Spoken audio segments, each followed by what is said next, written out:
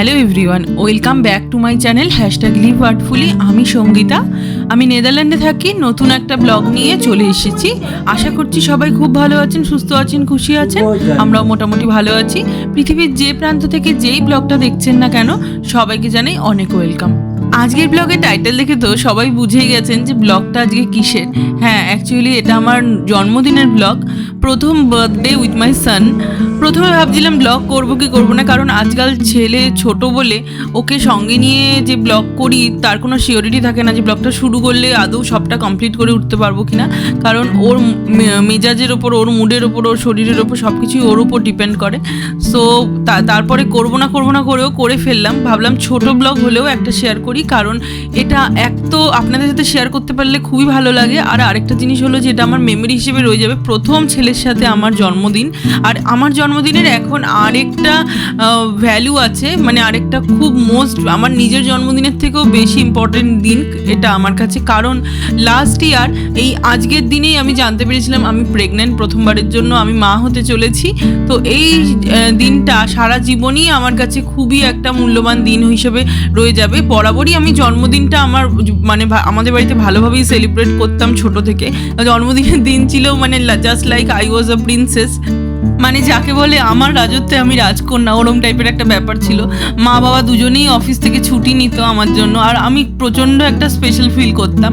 তো নতুন জামা হতো, আমাদের বাড়িতে খুব বড় করে ঠাকুরের ভোগ হতো, সবাই আসতো, পুজো হতো। তারপরে কোনোবার পরেও আর একটা মানে নেক্সট উইকেন্ড করে একটা বড় পার্টিও হতো, যেখানে আমার বন্ধুবান্ধবরা আসতো। তো সব মিলিয়ে বেশ জমজমাটি ব্যাপারই ছিল জন্মদিনটা। মানে প্রত্যেক বছরই ওয়েট করে থাকতাম জন্মদিনের জন্য। আর জন্মদিনের দিন আরেকটা জিনিস ছিল, কেউ বকবে না, কেউ যাই করি না কেন কেউ কিছু বলবে না, সবাই শুধু আদর করবে। তো আর সবাই গিফট দিত, আশীর্বাদ করতো, তো খুবই ভালো লাগতো। বিয়ের পর থেকেও আমার প্রত্যেকটা জন্মদিনই খুবই ভালোভাবে কেটেছে। সমীরণ আগে রান্না করে আমাকে অনেক কিছু খাওয়াতো, কিন্তু আমি সময়ের সাথে সাথে বুঝতে পেরেছি যেহেতু ও ডেলি রান্না করে না, তো ওর ওই একদিনে অত রান্না করাটা ওর জন্য ভীষণ চাপের বিষয় হয়ে দাঁড়ায়। আর তাই লাস্ট কয়েকবার ধরে আমরা বাইরেই খেতে যাচ্ছি রেস্টুরেন্টে। বাট ও অবশ্যই যেটা বানায় জন্মদিনের, মানে একদম বাঙালি ঘরে যেটা একদম মাস্ট জিনিস, সেটা হলো পায়েসটা ও প্রত্যেক বছর বানায়, আর প্রত্যেক বছর কেকও বানায়। বাট এই বছর ছেলেকে নিয়ে আমরা দুজনেই খুব ব্যস্ত, তো আমি তাই জন্য বললাম কেকটাও বাইরে থেকেই নিয়ে আসো।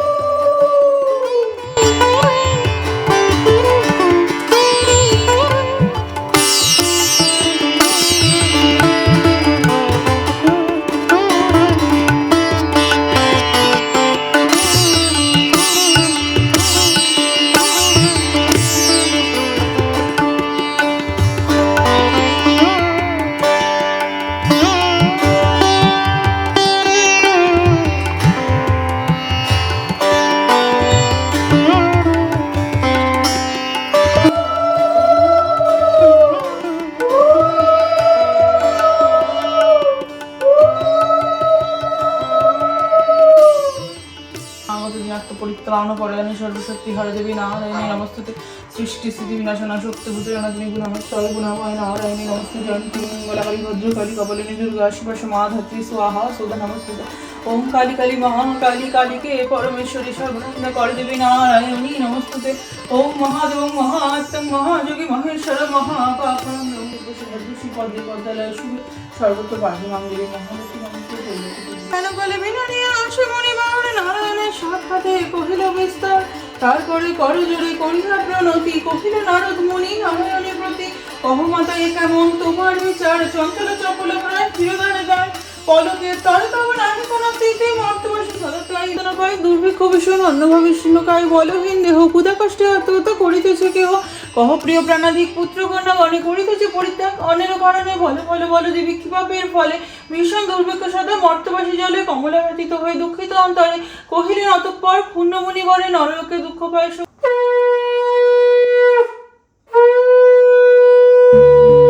সকালবেলা মনটা শান্ত করে পুজোটা করে নিতে পারলে তার থেকে কিন্তু ভালো আর কিছুই হয় না। দিনটা যেন খুব ভালোভাবে শুরু হয়। তো আজকে জন্মদিন, তো পুজোটাও তো একটু স্পেশাল, একটু সময় লাগবে। তার মধ্যে ছিল এটা বৃহস্পতিবার, আমার 1 আগস্ট জন্মদিন ছিল অ্যাকচুয়ালি। তো 1 আগস্ট বৃহস্পতিবার পড়েছিল এইবার। তো বৃহস্পতিবারের পুজোটাও তো ছিল, পাঁচালি পড়া ছিল, তো একটু টাইমও লেগেছে আর খুবই ভালো লাগলো। সকাল সকাল ভোরবেলা ঘুম থেকে উঠে আগে ছেলের কাজগুলো করে নিয়েছিলাম। ছেলেকে খাইয়ে, ওর সকালের খাওয়া খাইয়ে, ওকে ডায়াপার চেঞ্জ করিয়ে, ওকে ফ্রেশ করিয়ে, ওকে খেলতে দিয়ে দিয়েছিলাম। তারপরে আমি নিজে স্নান টান করে রেডি হয়ে পুজো ঘরে এসে পুজো করলাম। আর পুজো টুজো করে আবার রেডি হয়ে নিয়েছি দুপুরবেলার জন্য। করে নিচে এসে দেখছি পায়েস একদম রেডি।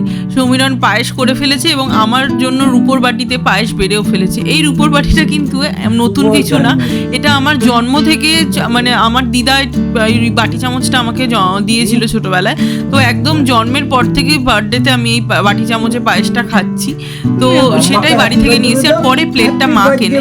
তো এই প্লেট, বাটি, চামচ এগুলো আমার ছোট বাড়ির থেকেই জন্মদিনের সেট আর কি, সেটা আমি নিয়ে এসেছি। এখন আমিও খাই আমার জন্মদিনে, আবার মাঝে সমীরণের জন্মদিনে ওকেও দিই। আর আমি এখন যে শাড়িটা পরে আছি এটা অ্যাকচুয়ালি আমার মায়ের শাড়ি।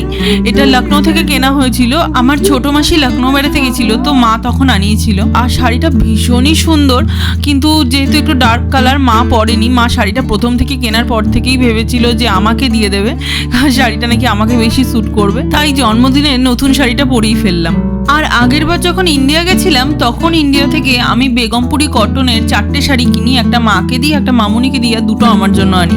তারই মধ্যে থেকে একটা শাড়ি পরে আমি সকালে পুজো করেছি। তো এখন আমরা যাচ্ছি মন্দিরে। তো অ্যামস্টারডাম শিবা টেম্পল, সেখানেই যাচ্ছি। অ্যাকচুয়ালি আগে ভেবেছিলাম দেনহেল্ডারে একটা বড় মন্দির আছে, সেখানে যাব, কোনোদিন যাইনি। বাট সেটা না, আমাদের বাড়ি থেকে যেতে অলমোস্ট প্রায় 1.5 ঘন্টার জার্নি আর কি। তো আমরা টাইমটা ম্যানেজ করে উঠতে পারলাম না, কারণ ওখানে মন্দির বন্ধ হয়ে যাওয়ার একটা টাইম আছে। তো যেতে যেতেই মন্দিরটা অলমোস্ট হয়তো বন্ধ হয়ে যেতে পারে। তো অতটা রিস্ক আর নিলাম না। এতটা দূর গিয়ে যদি মন্দির দর্শনই করতে না পারি তখন মন খুব খারাপ হবে। তো এটা কাছাকাছি মন্দির, এই মন্দিরটাতে আমরা আগেও এসেছি, আমাদের গাড়ির পুজো করাতে এসেছিলাম। যাই হোক, কোনো একটা মন্দির দর্শন করতে পেরে ভীষণই ভালো লাগছে। আর মন্দিরে ঠাকুরমশাই আমাদেরকে বেরোনোর সময় হাতে প্রসাদও দিলেন। তো আমি জন্মদিনের দিনে প্রসাদও পেলাম, তো খুবই ভালো লাগলো আর কি। তারপরে চলে আসলাম বাড়িতে। আমাদের আবারও বিকালে বেরোনো আছে। তো যে বাড়িতে এসেই আগে ঈশানের খাওয়ার টাইম হয়ে গেছে, ওকে ফিড করিয়ে দিলাম ওর ফিডিং টাইমে। তো তারপরে আমি এখন আবার রেডি হয়ে নিচ্ছি। মেকআপটা অ্যাকচুয়ালি আমি কিছুই তুলিনি, জাস্ট টিপটা খুলে একটু মেকআপটা টাচ আপ করে নিয়েছি। নিয়ে এখন এটা নতুন জামা সমীরণ আমার জন্য বেশ কয়েকদিন আগে কিনে এনেছিল, তো আমার আর পরা হয়নি, জন্মদিনের জন্যই এটা রেখে দিয়েছিলাম। তো আর এই যে সোয়ারাস্কি সেটটা পরছি, সোয়ার নেকলেসটা, এটা মা যখন আগের বার এসেছিল তো মা আমাকে টাকা দিয়ে গেছিলো, আমি দেখিয়েছিলাম যে মারা থাকাকালীনই এখানে আমরা কিনতে গেছিলাম, তখন ওরা বললো যে ডিসকাউন্ট চলবে কিছুদিনের মধ্যে, তাই জন্য মাদের থাকতে আমি কিনিনি, মা টাকা দিয়ে গেছিলো। তো আমরা পরে কিনেছিলাম যে সময় ডিসকাউন্ট চলছিল। তো আমি একটা ব্লগে সেটা শেয়ারও করেছিলাম। তো যাই হোক, সেই নেকলেসটা আমার কিন্তু একদমই পরা হয়েছিল না। এটার সাথে একটা ব্রেসলেটও সমীরণ আমাকে কিনে দিয়েছিল, কিন্তু সেই ব্রেসলেটটা আজকে আর পরিনি, শুধু গলার আর কানের যে সেটটা যেটা মা দিয়েছে সেটাই পরলাম। আর এখন আমরা চলে এসেছি বারাকা বলে একটা রেস্টুরেন্টে। এই রেস্টুরেন্টটাতে না অনেক দিন ধরেই আগে, মানে ইভেন আমার প্রেগনেন্সির আগেই আমাদের একটা প্ল্যান হয়েছিল আমার একটা বন্ধুর সাথে যাওয়ার, কিন্তু তারপরে ফাইনালি আর আমাদের হয়ে ওঠেনি যাওয়াটা, ওরা গেছিল। তো তারপরে যাবো করে আর তো প্রেগনেন্সি তো আর যাইনি। আর তারপরেও মানে এখানে যে খাবারগুলো, আমি বাইরের খাবার খেতাম না যতদিন ও ব্রেস্ট ফিড করেছে। তো এখন যেহেতু ও ফর্মুলা খাচ্ছে, তো সেই হিসেবে ভাবলাম বাইরের খাবার খাওয়া যেতে পারে। তো এখানে দেখছি স্যালাডের প্রচুর বাফেট আছে, বিভিন্ন রকম খাবার, তো প্রত্যেকটাই ভীষণ টেম্পটিং।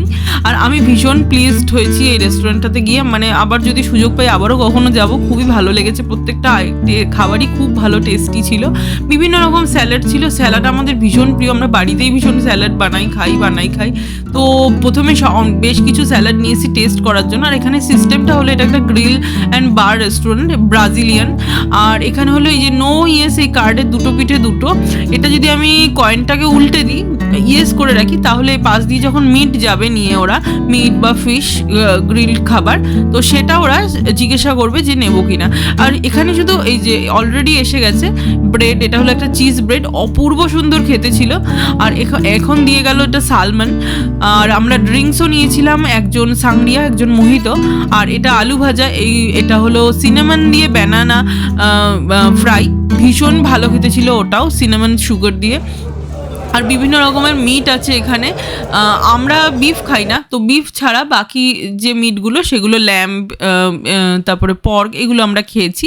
চিকেনও থাকে, বাট চিকেনের যাই না কেন আসেনি, আমরা দেখতে পাইনি। আর এটা ছিল সি ফুডের একটা অসম্ভব সুন্দর টেস্টি প্রিপারেশন, আমাদের খুব ভালো লেগেছে। অনেকটা থাই কারির মতন খেতে, কিন্তু একটু আলাদা। তো আমি ওটা সমীরণ খুব একটা খাইনি, কারণ ওর খুব ফিল হয়ে গেছিলো, পেট ভরে গেছিলো। তো আমি লাস্টে শুধু শুধু ওটা খেলাম, খুবই ভালো লেগেছে। অ্যাকচুয়ালি এত খাবার থাকে না, মানে খেতে পারাটাই হলো সব কিছু একটা বড় ব্যাপার। যাই হোক, বাড়ি এসে কেক কাটার জন্য চলে এসেছি। আর আসার সময় ঈশানের মুড ভালো ছিল না, তাই আমি আর সামনে বসতে পারিনি, তো পেছনেই ওর সাথে বসে এসেছিলাম ওকে এন্টারটেইন করতে করতে। তো বাড়ি এসে তাড়াহুড়ো করে কেকটা কেটে নিলাম, কারণ ওর মুড বিগড়ে যাচ্ছিল। এই যে দেখুন, ও কাঁদতে শুরু করছে, কিন্তু ওকে ছাড়া ওর সাথে প্রথম জন্মদিন আমার কেক কাটবো সেটার একদমই মন চাইছিল না, তাই কোনোভাবে কেটে নিলাম। যদিও কেক তো ও তো আর খাবে না, ওকে নিয়ে খালি কাটা, খাবো তো আমরাই, ওর তো এখনও কিছুই খেতে পারবে না। যাই হোক, আশা করবো ব্লগটা আপনাদের ভালো লেগেছে। যদি ভালো লেগে থাকে তাহলে অবশ্যই কিন্তু লাইক করবেন, শেয়ার করবেন, সাবস্ক্রাইব করবেন আমার এই চ্যানেলটাকে। আমি নতুন ব্লগ নিয়ে আবার খুব তাড়াতাড়ি ফেরত আসবো। ততক্ষণ অবধি খুব ভালো থাকবেন, সুস্থ থাকবেন, খুশিতে থাকবেন এবং খুব ভালো ভালো মেমোরিজ ক্রিয়েট করুন। আজকের মতন tata, bye, thanks for watching till the and.